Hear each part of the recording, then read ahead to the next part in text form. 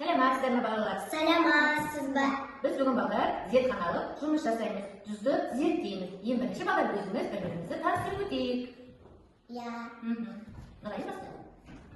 Жұмағали Нұрайым, Бештаста, Гүлбахру, Самиолла Гүлбахру, 6 жастағы. Балалар, сіздердің алдарыңызда нелер тұр? Айтайықшы бәріміз.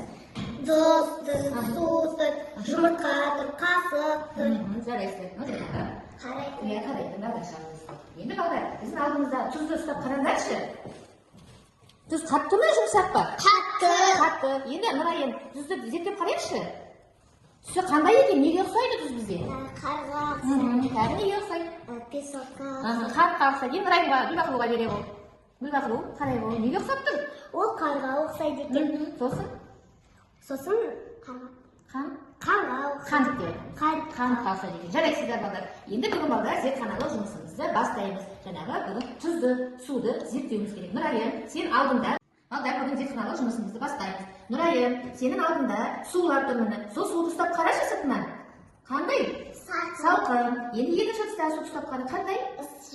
Жылы екен. Енді соған жаңағы тұзымызды салайық. 2 қасықтан тұз саламыз. 2 қасықтан тұзымызды саламыз. Иә, 2 қасықтан саламыз.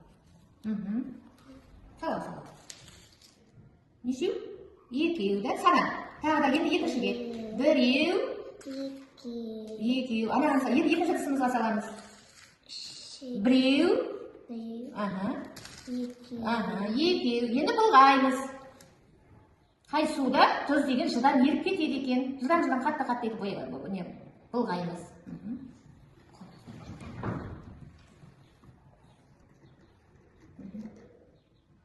Екінші суда. Қолмен ұсташы екінші суда.